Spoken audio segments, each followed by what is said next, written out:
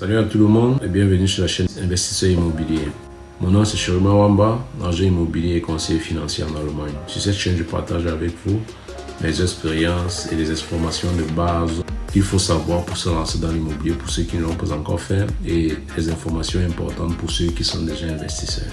Et aujourd'hui, nous allons donc parler d'un point très important, à savoir par quoi commencer. Est-ce que c'est bien de commencer par un bien à but locatif, un Kapitalanlage, ou c'est plutôt bien de commencer par la propriété privée, le Eigennutz? Car la plupart des clients me demandent généralement, je veux bien me lancer, mais je ne sais pas par quoi commencer. Et il est primordial de le dire, si vous commencez mal, vous ne pouvez plus faire autre chose. Donc il faut toujours non seulement commencer quelque part, mais bien commencer. Et c'est sur cette question on va beaucoup s'attarder. Par quoi commencer?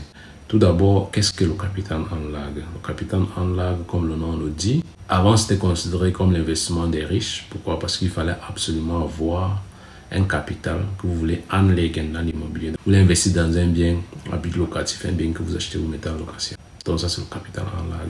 Le Eigennutz, c'est quoi? C'est simplement la propriété privée qu'on achète pour vivre à l'intérieur. Donc on va donc commencer par le Eigennutz. La plupart des clients me disent qu'ils aimeraient acheter leur propre maison. Pourquoi?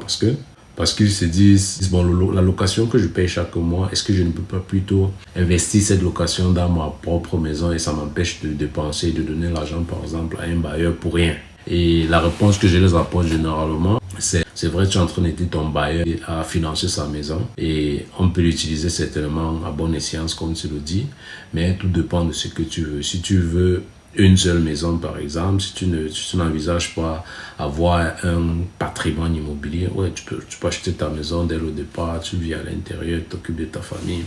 Mais si tu veux bâtir un patrimoine immobilier, nous conseillons généralement de commencer par le Kapitalanlage, d'acheter 1, 2, 3 maisons. En fait, le maximum que ta crédibilité te permet avant d'acheter ta propre maison. Car, comme le renommé Robert Kiyosaki le dit, et vous pouvez le lire ici, c'est que l'investissement immobilier dans son propre appartement n'est qu'un luxe, ça ne vous apporte rien, ce n'est qu'une dépense. Et pourquoi c'est une dépense? Car lorsque vous achetez votre propre maison, vous achetez généralement avec de l'émotion, c'est-à-dire vous voulez une maison qui a un minimum, si vous, par exemple vous êtes marié, vous avez disons 2 enfants, vous avez une maison qui a minimum 3 pièces, c'est-à-dire un salon et 2 chambres. Une chambre pour les parents, une chambre pour les enfants. Minimum, il y en a qui veulent que chaque enfant ait sa propre chambre, c'est-à-dire 4 pièces minimum. Parfois, on a besoin d'une maison qui a le jardin, une maison qui a le jacuzzi, une maison, ça dépend des moyens et des préférences de chacun. Donc, ce sont les points et tout ce qui s'ajoute généralement, c'est un plus qui s'ajoute au niveau du prix de la maison. Ce qui fait que votre propre maison, dès le départ, peut être très coûteux. Et quand la maison est chère,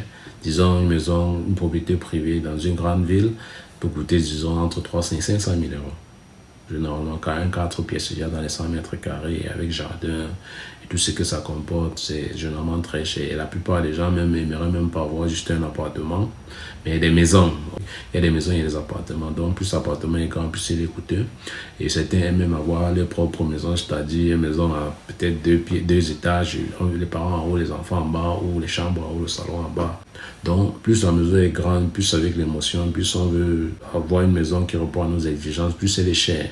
Et plus elle est coûteuse, plus ça ronge une partie de votre crédibilité. Car, disons, vous touchez par exemple 3 000 euros et vous achetez une maison qui vous coûte 400 000 euros ou 500 000 euros. La traite mensuelle à la banque est minimum de 1 200 voire 1 400 euros par mois. Ça veut dire dans votre salaire, il y a déjà 1 200 euros qui part directement dans votre maison.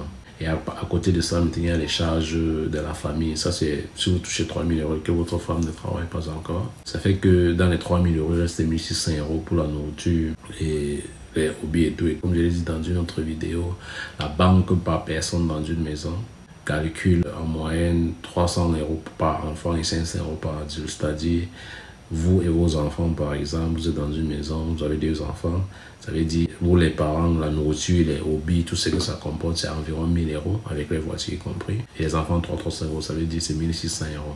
Donc, dans les 1 600 euros restants, tout cela va dans les dépenses mensuelles du mois, c'est-à-dire après avoir payé votre maison et après avoir pris soin de votre famille, vous n'avez plus de pouvoir. C'est vrai, l'argent des enfants, les allocations sont montent également dans votre salaire, c'est-à-dire que vous avez 3 000 euros. Ajouté aux 3 000 euros viennent les allocations des enfants qui sont d'environ 219 euros par mois, donc 436 euros, ça fera 3 436 euros. Et on soustrait maintenant, tu sais, dans le site en bas, ça veut dire à la fin du mois, vous êtes à 436 euros qui reste. Avec 436 euros qui reste, c'est difficile pour une banque de vous financer. Donc, généralement, il faut au moins 500 euros qui restent, c'est-à-dire, et ça qu'on appelle le pouvoir ou la bonité. C'est juste les bases que la banque peut vous prêter un crédit facilement. Donc, vous voyez, donc, vous avez acheté une maison, vous êtes bloqué complètement, vous ne pouvez plus être financier. Il faut attendre au moins 5 ans que vous avez remboursé, vous avez gagné une grande partie du crédit. Et après 5 ans, vous pouvez mettre ce tilgo en valeur auprès d'une banque pour pouvoir financer un capital en large. Donc, revenons maintenant au capital en large. Et si vous vivez encore en location, je suppose qu'on vit en location, généralement on ne cherche pas trop une maison de nos rêves. On cherche une maison qui peut nous permettre de vivre. Parce qu'on vit en location, je suppose qu'on se débrouille encore. Ce qui fait qu'on ne payera pas un loyer de 1400 euros sur chez nous dans une grande ville qui coûte vraiment cher. Mais je conseillerais également qu'aussi longtemps qu'on est en location et qu'on veut investir, on doit chercher une maison où on peut payer le moins possible. Donc, allons juste dans une maison d'une famille de 4 personnes, un 3 pièces d'une maison qui vous coûte 1000 euros la location avec charge compris. Vous avez votre salaire de 3000 euros, vous avez une maison qui vous coûte 1000 euros. 3000 euros plus les allocations, comme je l'ai dit tantôt, ça nous fait 3436 euros.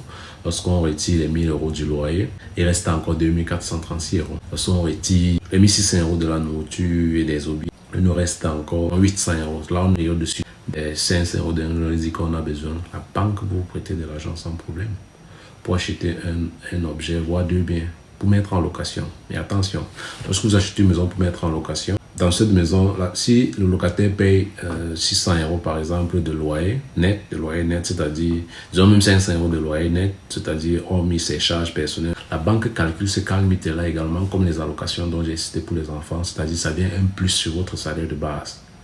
Donc, c'est-à-dire vous avez un salaire de base de 3 000 euros, des allocations des enfants de 436 euros, et une maison qui est louée, qui vous apporte 500 euros de loyer chaque mois. Ça fait 15 euros qui s'augmentent également sur votre salaire de base. Ça veut dire qu'on est environ à 3 900 euros déjà. C'est comme ça que la banque regarde, parce que c'est un truc qui apporte de l'argent, c'est un plus. Et même si ces 500 euros ne couvrent pas toutes vos dépenses du mois dans cette maison, la gestion immobilière et tout, j'ai expliqué cela dans des vidéos précédentes. Mais la banque prend cela d'abord comme un plus avant de retirer maintenant cette gestion immobilière qui peut peut-être vous coûter 100 euros le mois. Donc, vous avez un 500 euros qui entre et la banque calcule la gestion immobilière, les charges et tout. Donc, avec ce processus, vous pouvez vous voir en train d'acheter un deuxième bien immobilier étant en location, qui vous apporte encore un plus aux yeux de la banque. Et ça fait que la banque voit que vous avez des biens qui vous apportent de l'argent. Le tilgon qui paye, le taux de remboursement que vous payez à la banque, c'est un plus aux yeux de la banque pour vous. C'est un plus pour vous. Lorsqu'on achète une maison et qu'on met en location, chaque mois qu'on rembourse au crédit à la banque, ça veut dire une partie du gâteau nous appartient. Donc, commencez toujours par le capital en large, car c'est le locataire qui prend la grande partie des charges pour un départ et à un moment donné, la maison commence à s'autofinancer. Or, quand vous commencez par votre propre maison, vous vous bloquez cet avantage de pouvoir acheter des autres maisons et de mettre en location, de pouvoir vous bâtir un patrimoine immobilier. Et si vous êtes un investisseur actif, comme je le cite toujours dans la plupart de mes vidéos, il y a deux types d'investisseurs, les investisseurs actifs et les investisseurs normaux. Si vous êtes un investisseur normal, comme je l'ai dit, vous pouvez faire ça 1, 2, 3 fois, c'est possible avec le système par exemple de notre entreprise. Mais si vous êtes un investisseur actif et que vous n'achetez que des biens, que vous rénovez vous-même, que vous louez vous-même, que vous épargnez ces petites sommes de gestion immobilière et que vous avez peut-être plus de rentabilité, vous pouvez faire ça autant de fois que possible. Mais je dis toujours, le but c'est quoi? Le but pour vous c'est d'avoir le maximum de biens possible. Il y a des gens qui me disent, j'ai besoin de 2-3 maisons bien placées dans un bon lager où j'achète et qui me rapportent une bonne valeur ajoutée avec le temps. Donc, tout dépend de la stratégie sur ce sujet-là. Donc, il est vraiment conseillé. Avec cette vidéo, je crois que vous avez compris que c'est important de commencer par le capital en large. Le bonus de la fin, vous pouvez commencer par votre propre propriété. Si, par exemple, vous dites que vous n'êtes pas pressé, vous remplissez les deux conditions de base que la banque demande, à savoir le permis de séjour indéterminé, le contrat de travail indéterminé, mais vous n'avez pas cet apport personnel. Vous dites, ok, mon premier bien immobilier que j'achète, ce sera pour essayer de rassembler une bonne partie de l'apport personnel pour être plus crédible aux yeux des banques dans le futur. Vous achetez par exemple une 2 pièces, une pièce pas très chère où le loyer n'est pas très élevé. Vous vivez vous-même à l'intérieur. Donc vous l'occupez vous-même. Pourquoi? Parce que quand vous achetez une maison et que vous vivez à l'intérieur, La spéculation au niveau des impôts est de 3 ans. Ça veut dire quoi? Vous n'avez pas besoin d'attendre 10 ans pour revendre la maison et avoir le bénéfice sans impôts. Dans la maison dans laquelle vous vivez, vous avez juste besoin d'attendre 3 ans. Donc vous achetez une maison pas très chère pour éviter de vous mettre les bâtons dans les roues aux yeux des banques. Donc vous achetez une maison, vous vivez à l'intérieur et après 3 ans vous la revendez. On avait le taux d'inflation qui est en Allemagne qui est de 2% chaque année, le minimum dans toute l'Allemagne. Ça veut dire après 3 ans votre maison aura pris minimum une valeur de 6% de plus. Et si vous vendez, ce bénéfice de 6% est sans impôt. Ça veut dire, vous achetez par exemple une maison de 200 000 euros, vous vivez à l'intérieur. Après 3 ans, vous la revendez par exemple à 212 000 euros. Ça, c'est 6% de rentabilité. Et si ça, c'est le minimum, donc arrondissons à 220 000 euros. Vous achetez une maison, vous vivez à l'intérieur. Après 3 ans, vous la revendez à 220 000 euros. C'est possible. Selon l'endroit où vous achetez la maison, ça vous fait 20 000 euros cash que vous pouvez utiliser comme levier pour maintenant vous lancer vraiment. Et avec les 20 millions d'euros cash que vous avez en main, c'est déjà un bon apport personnel aux yeux des banques que vous pouvez utiliser pour acheter 2 autres biens. Et avec cet apport personnel, vous avez l'avantage auprès des banques qui peuvent vous financer un taux d'intérêt favorable et vous lancer. Donc vous pouvez commencer par votre propre maison si c'est dans l'optique de ne l'utiliser que pendant 3 intervalles après. J'espère que cette vidéo vous a apporté un plus. C'était donc chez Ruben Wamba pour vous aider et vous encourager à apprendre, à comprendre et à entreprendre dans l'immobilier. On se voit dans la prochaine vidéo. Ciao.